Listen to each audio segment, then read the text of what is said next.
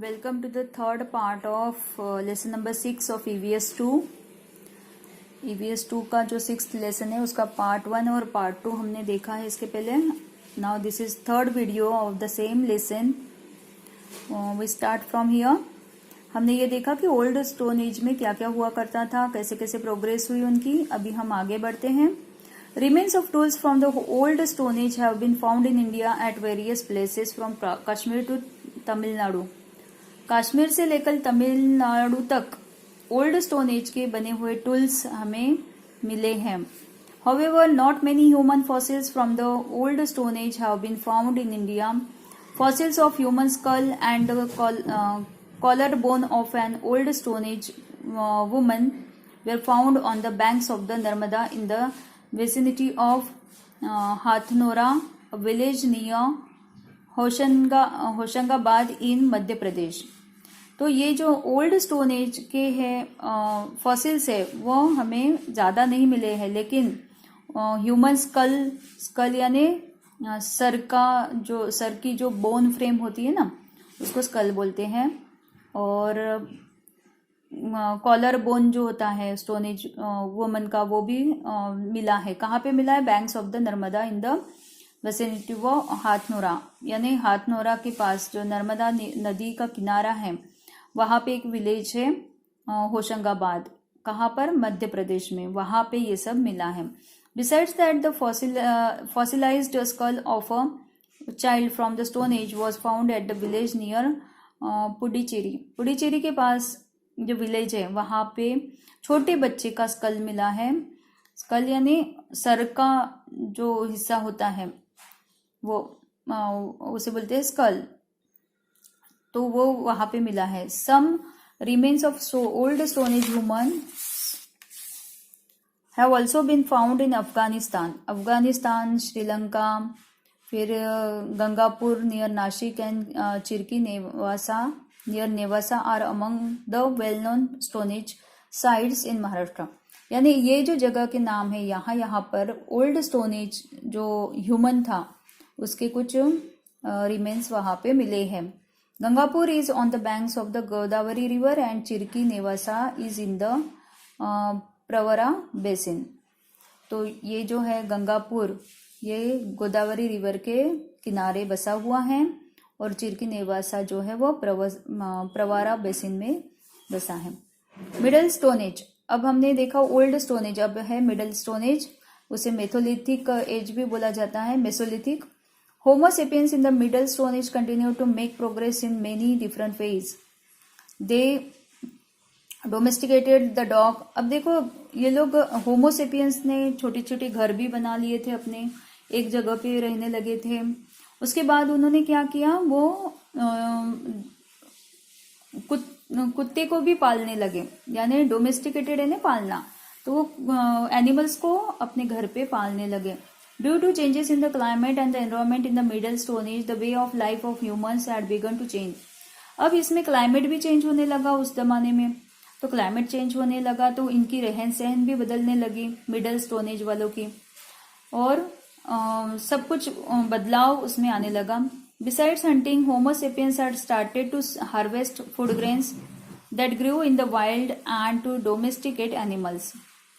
तो फिर उन्होंने क्या किया, होमो सेपियंस ने फूड ग्रेन्स जो है यानी खेती बाड़ी भी वो करने लगे, धीरे धीरे अनाज उगाने लगे, है ना, और एनिमल्स को अपने घर में रखने लगे. Their diet now included various plant foods. अब वो सिर्फ मीट नहीं खाते थे, अभी वो क्या खाने लगे, प्लांट फूड भी वो खाने लगे, यानी पेड़ों से पौधों से जो भी खाना मिलता है वो अभी वो खाने लगे थे. They also began to settle in one place for a part of the year. वो अभी एक जगह पे रहने लगे, यानी किसी एक सीजन में एक जगह पे रहना, फिर दूसरे सीजन में कहीं और जाना. इस तरह से एक सीजन में एक ईयर में वो वहां पे रहने लगे. Domestication of sheep and goats also goes back to this period. यहाँ पे फिर शीप को पालना, गोट्स को पालना ये भी शुरू हो गया था. Taking all this into account it appears that homo sapiens now needed several different types of tools that were light in weight and durable for a variety of tasks such as hunting. Fishing, harvesting, cutting of trees etcetera. अब इनकी demand को देखते हुए उनको tools की भी ज़रूरत लगने लगी, उनके काम बढ़ने लगे, जैसे हंटिंग करना, फिशिंग करना, हार्वेस्टिंग करना, कटिंग करना ट्रीज की, है ना। तो वो ये सब काम के लिए उनको अलग अलग नए टूल्स की ज़रूरत होने लगी। He used to make implements like the knife and the sickle by firmly fixing a row of blades as small as fingernails into the groove in a bone or a piece of wood। अब वो sharp, एक knife की तरह sharp tool बनाते थे और वो किसी भी बोन में अटकाना या तो फिर किसी लकड़ी में अटकाकर उसका एक बड़ा सा टूल वो बना लेते थे ब्लेड लगाकर, जिसके कारण वो पेड़ को काटना या तो फिर हंटिंग करना, फिशिंग करना, इसके लिए वो टूल्स यूज किया करते थे। Many sites of the Middle Stone Age have been found in India. Among them, Bagaur in Rajasthan, Bhimbetka in Madhya Pradesh, Langnaj in Gujarat, and Patni in Jalgaon district in Maharashtra are well-known ones.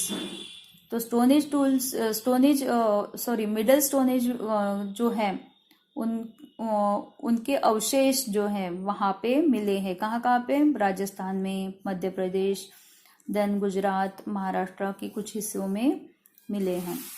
अब देखते हैं new stone age. In this period stone tools that were polished to give a smooth shiny finish were made for the first time. New stone age में और भी ज़्यादा उसमें नई नई टेक्निक्स यूज़ की गई और स्मूथ और शाइनिंग वाले टूल्स बनाए गए, उसको पॉलिश किया गया और फिनिशिंग के साथ उसको बनाया गया। As this was a new type of tool making technique, this period was named the new stone age. ये नई टेक्निक थी इसलिए इसको न्यू स्टोन एज बोला गया है। टूल्स बनाने की जो टेक्निक थी वो नई थी, उसमें पॉलिश करना, शाइनिंग लगाना, ये सब भी होता था, इसलिए उसको न्यू स्टोन एज बोला गया है। By the time of the new stone age agriculture and domestication of animals और animal husbandry had become a routine way of life. अब ये जो धीरे धीरे एग्रीकल्चर यानी खेती बाड़ी करना और एनिमल्स को पालना, उनका पालन पोषण करना, ये सारा जो था काम ये बढ़ गया था और hunting was no more the major means of obtaining food. सिर्फ हंटिंग जो होमो हेबिलिस किया करते थे, सिर्फ उतना ही काम अभी ये नहीं करते थे। इनके पास अभी बहुत सारे काम थे और सिर्फ हंटिंग से ही खाना लाना ये अभी उनका उद्देश्य नहीं था।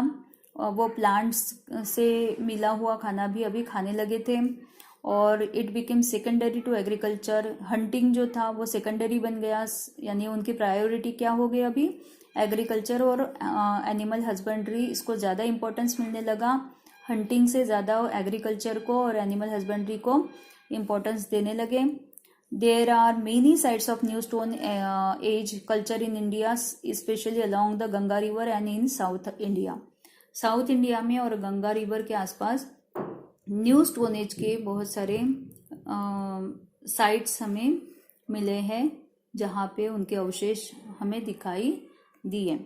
So this was the lesson, here it ends and अगले पीरियड में मैं आपको अगले जो भी मेरा पीरियड होगा उसमें मैं आपको इसके क्वेश्चन आंसर्स बताने वाली हूँ अगले वीडियो में। Is that clear? This was the third part of the lesson. अगर आपने पहले के 2 पार्ट आपने देखे नहीं हैं तो वो भी देख लेना और समझ लेना, क्योंकि एक ही देखोगे तो आगे का आपको समझ में नहीं आएगा। पूरा लेसन समझना है तो तीनों वीडियो आपको देखना ज़रूरी है, ठीक है? Okay, thank you so much. Have a nice day.